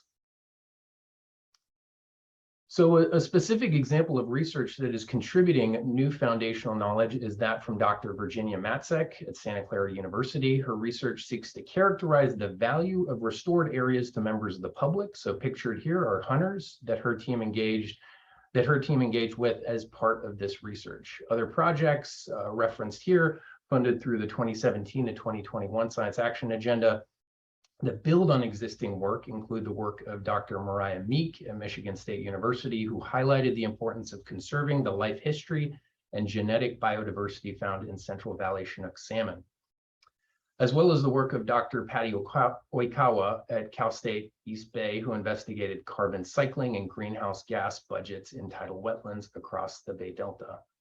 And with that, I will hand it over to Rachel. Thanks, Henry, and thank you all for being here today. So now I'm going to talk about, now that we heard a little bit about what the Science Action Agenda is and about the kind of impact of the last Science Action Agenda, we're going to talk about this new 2022 to 26 one that some of you in person have copies of. And this is our second full iteration of the Science Action Agenda. And so to create this one, we kind of followed an adaptive approach. And I'm going to highlight very quickly a few of the things that are different. Kind of look, we have our adaptive management wheel, but essentially for our first change that we made this time was focusing on including management questions. And I highlight that because this was a recommendation from DPIIC's 2019 Science Funding and Governance Initiative to help us with better linking the science actions to management. We also had much more involvement from stakeholders in developing this new Science Action Agenda, which took a lot of time, and I'll highlight some of that engagement next. And then, as Henry mentioned, this iteration was also informed by the funded research, some of what he just highlighted, and from our previous funding solicitations, as well as our progress summary. And I won't get into that now, but that was essentially a really critical step for developing this new Science Action Agenda, where it was an assessment of the tracking and assessment and tracking of progress made on the science actions in the last one. We wanted to know what was completed as we were developing these new priorities. And then in response to public comments, we also expanded on a guiding principle for the Science Action Agenda, which is integration. Okay, so for this one, I just want to highlight, since 2020, we had a ton of engagement efforts in developing this Science Action Agenda. We collaborated with over 30 of the collaborative groups in the Delta, presented here at DPIIC, as well as to the Council and to the Independent Science Board on multiple occasions. And we had over 150 participants at workshops from about 50 different entities, as well as about 150 survey responses. So I'm just going through quickly. And I just want to orient everybody to kind of the structure of the Science Action Agenda, and then we'll highlight some of the key points. But essentially, there's these three different pieces in a hierarchical framework, with management needs being the most broadest component, and they're at the top of the pyramid. We've landed on 6 management needs with public engagement to develop those. Below that, we have the management questions, which I mentioned are new for this iteration, and they try to get a little bit more resolution on key uncertainties. And we essentially worked with a lot of engagement to develop about 65 top management questions that are all in the document, but not all of them tie directly to our priority science actions. So central to all of this are the science actions themselves, of which we landed on 25 to prioritize for progress and funding in the near term. And we had so many other great suggestions, over 75 that weren't prioritized, but are included in an appendix in the report. I'll now give you a flavor of the management needs. Again, these are the broadest component, kind of what we're trying to tie all the science towards. And broadly, they relate to improving or assessing coordination of large-scale experiments across the system, monitoring, model integration, and forecasting, multi-benefit approaches to managing the Delta as a social ecological system, building and integrating knowledge on human behavior and processes, acquiring new knowledge and synthesizing existing knowledge to support species recovery, and assessing and anticipating the impacts of climate change. So thinking back to our pyramid, the science actions are trying to be responsive to the management needs and the management questions. I just want to say, by design, they are fairly cross-cutting and integrative. They are not narrowly focused and cannot likely be addressed by one simple project. There's room for researchers, scientists to use creative solutions and multiple approaches to address the science actions. All right, 1 minute. So I'm going to flip through these really quickly, but I want to highlight maybe 1 or 2 of these science actions that we pulled out for you all. Again, there's 25, but we're highlighting a few here. The sun symbol notes ones that are new for this iteration, and then the building blocks are, the little green building blocks are ones that actually build upon science actions that were in the last one, taking into account the progress that was made. And so, for example, I'll highlight 2A here, which is evaluate and update monitoring programs to ensure their ability to track and inform management of climate change impacts, emerging stressors, and changes in species distribution, which we just talked a whole lot about of the need to revamp some of the monitoring. The next is, I'll highlight one here about drought and about evaluate the individual and cumulative impacts and trade-offs of drought management actions on ecological and human communities over multiple timescales. And as we all know, we're in a pretty dire state in terms of drought and are prioritizing what are the trade-offs are of different management actions. That's what this science action encourages. Others touch on the human communities with a focus on environmental justice and equity, also understanding thresholds for survival of managed species and much more. And just for your awareness, we're working on implementation of the science action agenda now. We're very excited. We're now in that phase. And we've had our 2022 California Sea Grant Science Fellowship that was released this year. It's for postdocs. We're going to incorporate prioritizing these science actions in the next proposal solicitation notice. We're trying to work on workshops, syntheses, and other collaborations to implement these science actions. And I'll end with this slide, which is that we are we're asking for DPIIC today to endorse the 2022 to 2026 Science Action Agenda. Moving forward, we see lots of opportunities for DPIIC agencies interacting with the Science Action Agenda by way of promoting and funding activities that address science actions, documenting science activities that relate to the science actions in the new Delta Science Tracker, which is coming soon, to help track progress and identify and track and report progress, and then partnering with us and others to implement these actions. So just last thing, highlighting the words of Dr. Laurel Larson, we want the implementation of the Science Action Agenda to reflect the collaboration and co-production that we saw in developing the document. Thank you. So thank you so much, Rachel and Henry. This is an action item for DPIIC. And before we go to a motion to endorse, are there any questions or comments from the DPIIC members? Michael George? Yes, the State Water Resource Control Board, and particularly the Office of the Delta Water Master, are strongly in favor of this. We've been involved in this process all the way along. And of course, the State Water Board is much more a consumer than a producer of science. And as a consumer, we look to this Science Action Agenda to inform a lot of the regulatory actions and responses to the dynamic changes in the Delta that we're grappling with. So the State Water Board is very strongly in support of this DPIIC endorsing the Science Action Agenda. Thank you. Thank you so much. Any other comments or questions from DPIIC members? Mike? Yeah, we enthusiastically support it as well, and without pointing out any of the elements of the strategy that you're putting forth, we particularly endorse the way it was developed, because the process has resulted in something that I think really closely reflects what's needed. Thanks. Thank you so much. And we do have public comment on this item. We do. Deidre Desjardins. Yeah, thank you. Deirdre Desjardins with California Water Research. I think this is a great document, but I also wanted to point out David Wallace Wells observed, we aren't just failing to address the growing climate crisis to come. We're unprepared even for the impacts already here, in part because they keep surprising us with their intensity, and in part because we can't seem to fathom our genuine vulnerability. And this is something I noticed with the Science Action Agenda, and is that the drought crisis, and I was involved for a decade in warning that we weren't developing the tools, we weren't looking at how to manage for extreme drought that all of the models projected were coming. And I think you see this reflected in this document, both extreme drought and extreme flood. These are inconvenient truths with respect to the management of the Delta.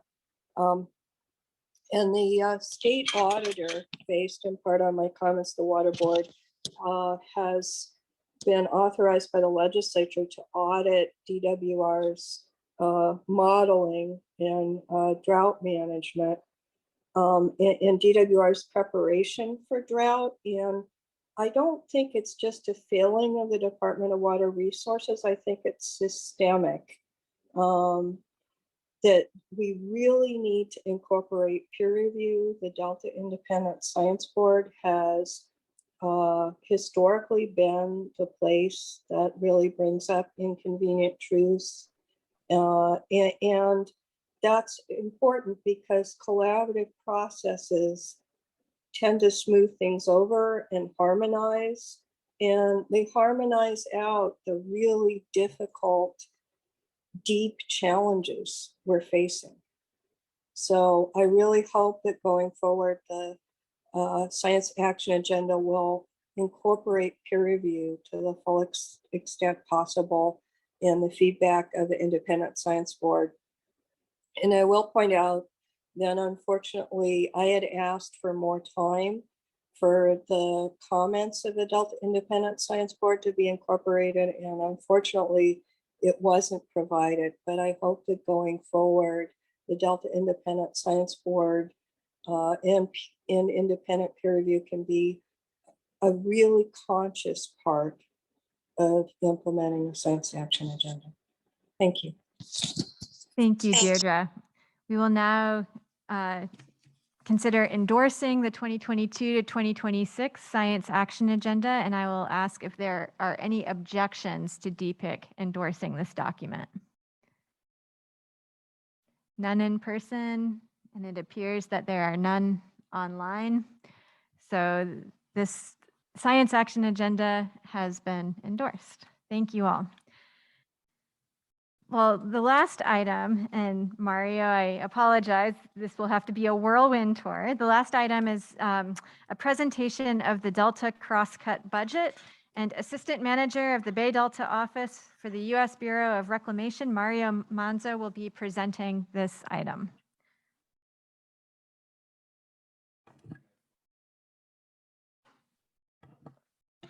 And it's on now. How about that? All right, thank you everybody for having me. It's our third report, so I can make this quick and I'll get to the highlights for everybody. The report builds upon the last two reports with the focus again on continuing to improve efficiency and build a financial data set. Next slide, please. So this is what the report's all about. It's answering the question of how much are we spending on science in the Delta. And so this helps us get away from the myths and just straight to the facts. Now, what those facts mean is something that this group and others will debate on for quite some time, but at least we'll have those facts in front of us. So there was supposed to be a little box up there, but it didn't make it. So what we're finding is in the first year, we identified about 89 million. In year two, we identified about 120 million. And then in year three, this year, 116 million. And so that's where we come up with the $120 million on average. You say, well, 89 million seems not to meet that average. Again, it was our first year doing it, and we identified a lot of areas that we missed. And so now we're doing a lot better and finding that on average, we're spending about 120 million. So now it's still early to make conclusory findings, but we're starting to see more consistent annual reporting in the total and each categories as you're seeing. And while we are early, I would still hope that we start bringing this information into the monitoring discussions that we just had and further enhance those discussions. Next slide, please. So this is just a general update, what most folks would expect. Most of the funding comes from Reclamation and DWR through the projects, but there are several state and federal agencies and local water districts and agencies that are also contributing. Next slide, please. This slide is just highlighting the sources of those funding. And you can see that a lot of them come from one pot or limited pots. And this just gets into what we discussed last year. Do we have the necessary safeguards, if any, that we may need to employ to make sure we have reliable funding? Next slide, please. This is something we added last year, the habitat expenditures. So this is our second year of collecting restoration funding data. This is above and beyond the science monitoring funding that we just discussed. It's presented separately and reflects funds spent on acquisition, permitting, construction, and ongoing post-construction costs for a range of habitat projects. For next year, looking to update the slide to provide prior year expenditures. Last year's expenditures were 52.4 million. So I'm going to expect as we go forward, we're going to see wide variability in the habitat costs, just given what it takes to get things to construction and then when they actually happen. Next slide, please. This is a new section that we added, accomplishments. So there's a lot of work that goes into the $120 million that's spent. And so we're starting to add accomplishments into the document to reflect, give better context of where all that funding is going. And so you'll see green boxes as you go through the report that lists those accomplishments. Next slide, please. Future improvements. We're always thinking about how we adopt new technologies and continue to learn. So as folks have mentioned, we're pretty excited too about the Delta Science Tracker. So that'll be a good tool that we have going forward, not just showing the data and the information, but also the costs associated with it. So it'll be quite a sizable task and see. And then last thing is we're always looking to continue to learn. So we have some surveys that will be going out to the group and get that information. And so with that, that's it. I just would like to thank Amanda Bowl and Edmund Yu for all their help from the Delta Stewardship Council, and Brooke White, Delissa Bloxham, and Joe LaRocco from Reclamation, and the Kearns and West team for putting that together. Well, thank you so much for that presentation. This is an amazing resource for our science community, and I appreciate the highlights that you provided today. Are there any questions or comments from Mario and Don Natoli, and then Michael George have their hands? Very quickly. Thanks, Dr. Larson. Thank you, Mario. Just a question that came to mind as you were kind of giving the overview. I know the budget report was included. Does this take into account where you have local conservation habitat and conservation plans that may overlay in some respects, probably on the upper lands, not so much maybe in the waterways, but we've identified species within respective counties or jurisdictions that and or land types that are important? Is there any accounting for that? Because there are local efforts. I know at least in, I think 3 of the 5 counties, if not maybe all 5, that would potentially have interface and certainly could account for a local investment beyond what water districts may put into the state and or other federal efforts. So I'm curious about how deep this goes, and maybe you know or maybe you don't, but I'm just curious because there may be some additional unaccounting for some other activities that go on. Yeah, I think that's a fair, no, it doesn't currently include any of the county. I think we're open to, well, and we've been asking folks to bring it forward, and I think that'd be great to add those things into this report. I was asked earlier about, whether I thought the number was a overestimate or underestimate, and my general take is we're probably underestimating given exactly what you're talking about. Okay, good, thanks. Thank you. Michael? Yeah, Mario, first of all, just congratulations and thanks to you. I know you've been leading this effort, and it's been hurting a lot of cats, and I congratulate you for the progress that you've made since you agreed to bite this off in the beginning.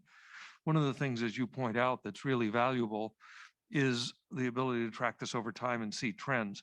And one of the things that surprises me in your first slide is that with as much emphasis as we've had on the need for more synthesis, the synthesis investment has actually gone way down. Any thoughts on that, or any idea why that is, and what can be done to increase the effort on synthesizing data that we've already got? Yeah, no, I think that's the information leads to some of those questions. As to what happens in any individual year, I think in 2020 was an interesting year for all of us too. I think that's something to look back to, but as to what happened with synthesis in particular, that I don't know offhand, but we could follow up. But I think the benefit of having this information is to be able to ask those kind of questions and get that kind of follow-up. Thank you. Gary, did you have a question? Just a note that really think this report in general and specifically the table 4 that notes all the federal dollars and state dollars really highlights the importance of our partnership, the federal state partnership in the science community. So thank you for putting this together and having this on our radar and having our focus. That's it. Thank you. Thank you very much. And we do have public comment, but before I take that, since there's only one quick closing remark, I'm just going to say it now in case anyone has to leave right at the hour. And that is that the next DPIIC meeting date is November 7th of this year in the CNRA building, so where we are today. Thank you all for your attendance today. Mike, and I am going to go to public comment after this. Just a quick comment. First, a thank you as others. I think we really appreciate the work that you are putting in to provide this product, which is very helpful. It might be worth talking about the reporting criteria between now and next year, because I think we particularly have some work that doesn't get captured in this crosscut that I think is relevant to this report. And I think it'd be worthwhile talking about that. That sounds great. Thank you. And barring additional comments from DPIIC members, we'll take public comment now on this or any items remaining. Deidre, go ahead. It's Deirdre Desjardins with California Water Research, and I really commend DPIIC for facilitating this. It's incredibly important to track science spending. I did want to say that under COVID, there was a big, in dealing with the emergency of all the COVID budget cuts, and the Delta Stewardship Council was going to get another 5 positions and only got 2, that they dropped budget reporting for the Delta Science Program, and and I think that that's really important, because the Delta Science Program does do synthesis, and it also funds the work of the Delta Independent Science Board, which is critically important. And the history was up until 2016, the Stewardship Council was actually reporting things in great detail under the old CalFed crosscut budget categories. And then it stopped. I'm not sure why, but I hope because, the synthesis work of the science program and the independent peer review function of the Independent Science Board is so important that this can be picked up again. And I think it would be a good idea to capture it somehow in the crosscut budget reporting, particularly because CalFed is still a responsibility of the federal agencies, and the Independent Science Board is an independent review is in PL 108, which is still on the books. So it's something that we should be capturing and looking at. Thank you very much. Thank you, Deirdre. And did you have an additional general public comment?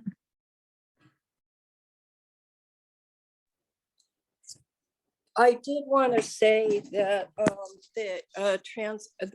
there's been an issue I noticed with transparency in some of the standing committees created by DPIIC.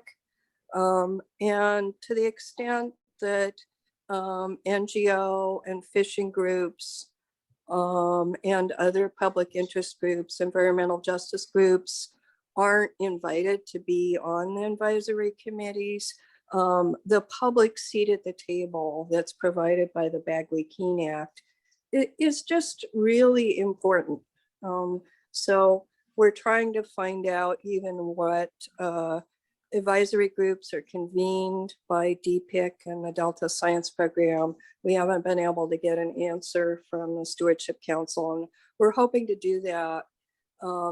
And I hope you might pay attention to this somewhat going forward, because I think it's really important to not just have groups be involved in the stakeholder outreach and workshop part, but also to be involved in these advisory groups and have some transparency and inclusivity. Thank you very much.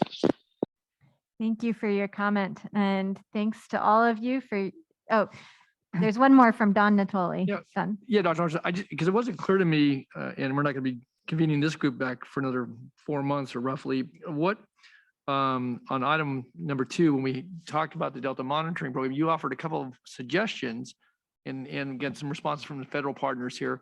But I guess I'm curious as to where we leave that, because if 4 months runs and we're still kind of where we're at, if there was some interest by either DPIIC and or if you're going to take the lead. I just wasn't, it kind of left hanging for me. So I didn't know, and I know you got us through the agenda and did a fine job, by the way, and certainly our presenters as well. But I just wanted to come back to that, because if there was any direction you were seeking, some of us didn't weigh in, and I didn't know if you were going to do that offline, working with Chairman Dueño and our independent science panelists, chairpersons and so forth. So I just didn't know where that was going to lead, Yeah, being that we you. won't come back together again. So Thank you for that question. Yeah. It's an excellent question, and you know, it's a really important next step. So I would propose that Chairman Dueño and I will gladly receive any written correspondence that DPIIC members or your representatives might have in response to the presentations that we heard today.